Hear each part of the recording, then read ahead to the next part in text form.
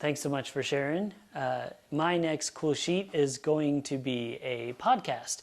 And this podcast is Filmspotting, which is actually one of the flagship film podcasts out there, but I haven't even heard of it until about 3 weeks ago when one of my friends mentioned it to me, and I dove in, and it is certainly one of the better ones out there.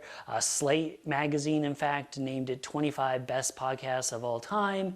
It has over 498 episodes on the app, but their number system says 834. So I think that's because they renamed it in 2005 when it was founded by Adam Kempner and Sam Van Halgren. They actually, it was called Sincast. So Van Halgren then passed the reins over to Maddie Robinson. He now produces the show. Maddie Robinson's then handed the reins over to Josh Larson in 2011. Okay, so this is a review podcast. They review movies, they review current movies, classic movies, everything in between. And they have a lot of top 5 lists. So anything from top 5 movies about movies, which was in their very first episode, to top 5 beach scenes, top 5 whatever it is. They've probably done it over 800 episodes. I can't even imagine doing 800 episodes. We just got done doing 200, and I thought that was a lot. But the reason why I like these films or these podcasts, it's all about personality. I've said this before. The people just seem like they're really fun to hang out with. They're very knowledgeable about film, of course, but they're not too hoity-toity or snooty about film. They just are film.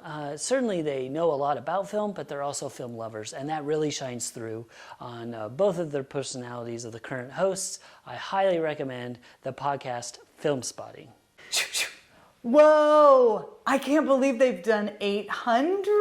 I know. That's incredible. Yeah. It sounds amazing. Can you imagine doing, I mean, we thought 200 was a big number. Yeah. I cannot even imagine doing 800 shows. But there's so many movies out there. There's so many different slants on them. I mean, for sure. Yeah. And so this last episode that I just listened to, they revisited 1981, I believe it was, Raiders of the Lost Ark. But the new co-host didn't review it, but the other one did. But it was a cool, because they got to talk about how he reviewed it to see if his opinion changed. And how this new person, what his opinion of the movie is, how it held up. Of course, that's a very nostalgic movie for a lot of people. Yes. Especially of a certain age that grew up with that movie. And it was cool because they could even revisit films they've already talked about because they have a new host. Yeah. And then they talked about their top 5 of 1981 as another segment. It was just really cool. It's a tight show. I mean, they've 800 and some episodes, so they know what they're doing. Yeah. That's cool. Awesome. Well, I am excited. You know what? I haven't started listening to any new podcasts lately, so there you go. That might be a new one. All right. Or at minimum, I'll tell Dean. There you go. Dean my son Dean is in film school, so yes, he'd dig it for sure. Excellent. Thank you. You're welcome. All right, so my next cool sheet, I'm going to be talking about an article. And the title of this article isn't exactly self-explanatory. It's called How to Identify a Pseudo-Smart Person for Things That Truly Intelligent People Never Do. So that, to me, sounds really pretentious, actually. But first off, I'll say it worked. A guy read it. But I learned a lot from reading this. So I just wanted to just encapsulate a few of the things that the author said. So what the author's trying to do is distinguish between people who are intelligent and thoughtful, and then people who are trying to look smart. And so there are 4 things that he's noticed about these smarter people and just things that they don't do. And one of the things that he points out, and I'll just say this is all his opinion, it's not necessarily I agree with him, but it did get me to think about things, which then, for me, then that heightens it up to be a cool sheet. So the first thing is that these people don't overthink.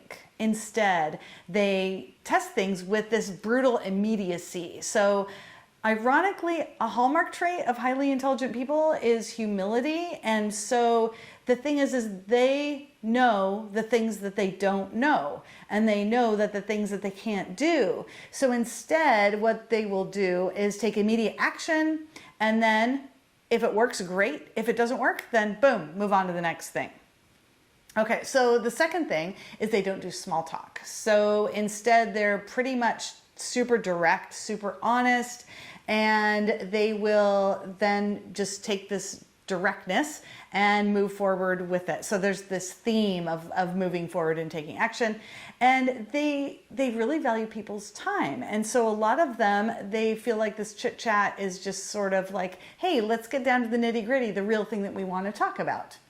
So the third thing is they don't need to have a sophisticated reason to act. Sometimes they act on impulse, and they trust what their intuition is telling them, and they trust their emotions too. So they learn to trust themselves, and then they can make decisions that way.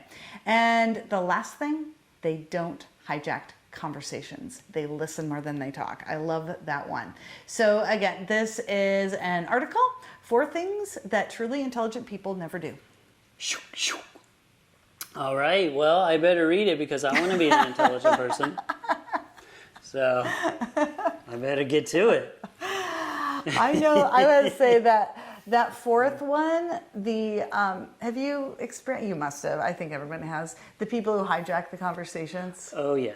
Yeah. I feel like sometimes I do that. So is this all just a subtle thing?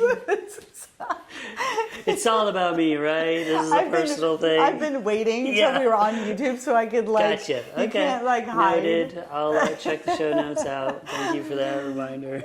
No, but it's kind of amazing sometimes. Like you sit there and they just keep talking and you're like, wow, you're still talking.